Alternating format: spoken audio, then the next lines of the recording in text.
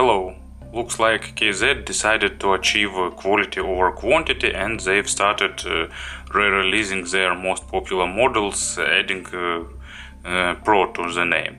And today for review I've got their entry-level hit model ZSN that gathered a lot of attention and showed really great sales. They've decided to restyle this model a little bit, retune them and retweak, and they released model that, not surprisingly, is named ZSN Pro. Its price is about $20, plus minus few dollars depending on discounts and shop policies, and probably that's so. It's a two-driver hybrid with single dynamic driver and single ballast armatures, and that's pretty much for them for the introduction. And now let's have a closer look. Box is traditional. It's a typical KZ match box. Here is actually regular ZSN. As you can see, for Pro version you can get a bit brighter polygraphy with better contrast. Anyway, technical specifications are familiar. Actually, let's compare them. 0.75mm jacks, expanded frequency response from 20 Hz to 40 kHz. They are from 7 Hz, but actually, you know, difference isn't because of these numbers.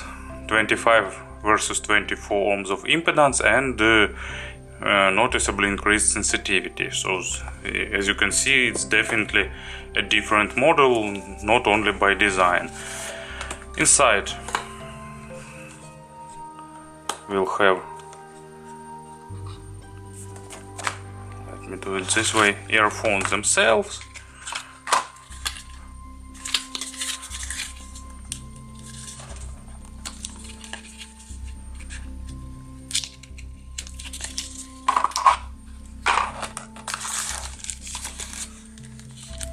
As usual,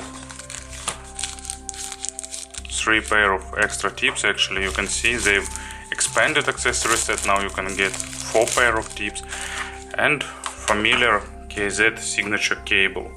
So let's get classical ZSN for comparison.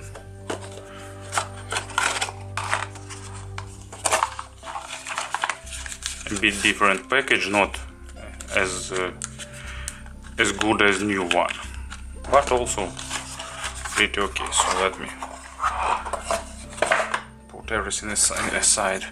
So in terms of build quality, they have some familiar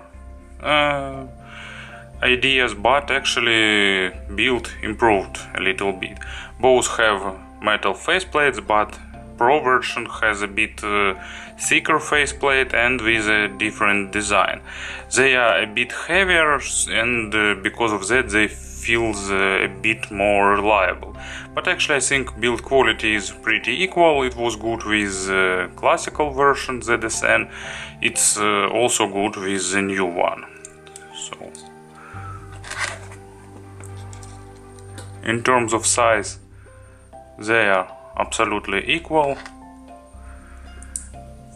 Case is made of plastic, and it's same shape that KZ use for lots of their models. As you can see, everything is pretty close. Probably spouts are a bit thicker. Yep, maybe just a few less than millimeter. And about length, looks like a bit shorter, but I don't think it's really makes some difference. Spout have a normal length, so sound isolation is even a bit above average, offering good wearing quality. There is a lip for tips holding. Spouts are made of metal, they have protective grill. So once again, I must admit that for $20 build quality is really nice. You can select one of few colors. They are available in different colors as usual, and of course you can get version with or without microphone. It's same familiar KZ cable, brown one, pretty soft with a bit of microphonic, but not too much, and it's almost not getting hard when it's cold. It's not prone to tangling. So everything familiar, and everything I think for the inexpensive model it's okay. For more expensive models a bit better cable would be a nice option. Anyway, KZ offers different upgrade cables. They offers Bluetooth cables, so you can select whatever you need. And what I really like, at least in few most recent models, they using the same connectors. This one with a bit recessed pins and a bit socket that sticks out. It doesn't look super stylish, but it feels really reliable, and it holds really well. So in terms of design, in terms of build quality, if we took price into attention, I think it's probably really exceptional in their monitors. So KZ decided to keep general signature of their ZSN model that many customers like, but they've retuned it a little bit, making accents a bit more noticeable. So in short, they are still V-shaped hybrids with a bit more accent on low frequencies compared to classical ZSN, with deeper bass and a bit more forward and better tuned mids. So let's have player on the table. It will be iBasus new DX220. As before, you can see the internals of the in-ear monitors. So here is dynamic driver and traditionally balanced armature driver located in this spout. So everything as before. I'm not sure is it a good idea to place balanced armatures on the way of low frequencies, but anyway, they're doing it all the time, and it gives pretty acceptable results. You know, if we took a price into attention, I can say that they sound really nicely. You know, for $20 it's a really good sound without big issues, so it's just a matter of your preferences. Do you like a bit V-shaped signature or not? It has pretty well controlled low frequencies, a bit recessed but still normal mids, and also bit accented but pretty nice treble. So definitely, you know, signature that even I can live with. I tested many expensive in-ear monitors, but you know, for me music is the most important thing, and I can live with imperfect signature. From other point of view, for example, for $50 you can definitely get better sound, more natural, more coherent, because it's still inexpensive two-driver hybrid with not perfectly stitched drivers, with noticeable overlap in frequency response, but still, you know, for $20 I think it's not an issue at all. So let's probably move from low frequencies to the high frequencies, describing everything. So bass has normal resolution, it's pretty weighty with noticeable accent, but it's still not bloated. You know, even about a year ago KZ often made big and noticeable accent on the low frequencies, and they liked really bass heavy models, but finally they found proper dynamic driver that allows them create, even in the inexpensive hybrid models, create pretty agile low frequencies. So normal resolution, good texturing, pretty good depths, definitely depths improved, and nice control. Of course, again for this price. Of course, lows shadowing mids a little bit, especially on bass heavy tracks, but I think it's pretty expectable. As an example, actually, let me turn it on. Is it the maximum brightness? Yeah, it's the maximum brightness. Just got bright studio lights. So it's Diablo Swing Orchestra. Really recommend you this group, especially if you like heavy metal. It's probably the best avant-garde metal ever created, and a song named Gunpowder Chat. It starts with some ethnical instrument that has really low reverberation and with lot of low frequencies, and actually this in-ear monitors play this part pretty well. I can even say probably impressive. You know, it's their low frequencies impress if we took price into attention. I have to mention price always, because you know, if we need to consider price always. So mids are a bit probably rolled off is not a proper word. Mids are not as forward as low frequencies and treble here, but still they have okay resolution, not super resolving of course, and probably bigger part of mids is played by the dynamic driver, not by the balanced armature, but I'm not sure about crossover tuning here. So resolution is normal but not superb, and they're not making accent on the micro detalization. They're not going into this super detailed representation.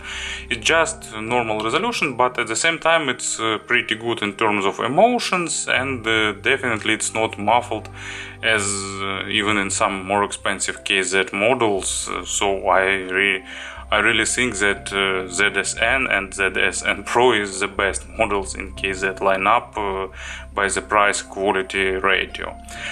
So imaginary stage is a bit below average in width and in depth, but it's pretty good. It has it's spacious and with pretty good level of depth layering. So you know, once again they can surprise definitely. They are really good, especially with male vocals, but female vocals are also okay. And they are pretty good in representing instrument small nuances. So you know, not audiophilic model definitely, but for those who want to listen to the favorite music without breaking piggy bank, but can't accept the really bad quality. So, for example, of mid frequencies, I've got first season American Gods soundtrack. Just pay attention how good cover is on this full HD screen. So it's St. James in Infirmary Blues. I really like this version. I also have a version by Hugh Laurie that I also like, but this one sounds more tragic probably, and of course vocal is the most important part here, and this in-ear monitors managed to represent all necessary emotions. So once again pretty good performance. And treble, it was also a bit retuned. It has a bit more treble, but it's still not super harsh, at least to my ears, because we all have different treble sensitivity, and that's why you need to consider your own treble sensitivity. And for me it's not even close to being harsh or sibilant, and at the same time it's pretty natural. So I think that of course it's not as natural as more expensive models, and it's lacking a bit of extension. Attacks and decays are faster than they should be, it's also noticeable, but at the same time treble here is present, and it has normally balanced quantity, and it balances low frequencies and plays necessary overtones. Not in a perfect way definitely, but still okay. As an example for treble,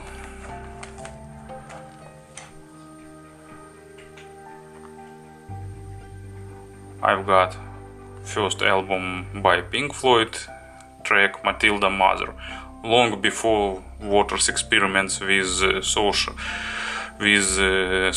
lyrics, long before Pink Floyd became rapper of some kind of, probably not propaganda, but before they decided I'm actually lacking a bit of vocabulary. Before they decided to portray the issues of the modern society, So it was just music, and I really like the psychedelic period in the Pink Floyd's once again I'm missing the word. I really like Pink Floyd psychedelic period. So and Matilda Mother is pretty intense in terms of three-dimensional effects. They've definitely did some experiments with stereo imaging, with all that sound effects, and that requires decent treble performance. So this in-ear monitors also shows that they can play such tracks. Of course, not in a perfect way, but once again, pretty normal. And speaking about comparisons, just two models that I can mention because I've tested them recently. First one is classical ZSN. It's a bit more closer to neutrality with less accented lows and a bit less accented treble. So it's for if you super treble phobic, probably classical ZSN could be for you. But of course, treble resolution and overall representation here is a bit more major.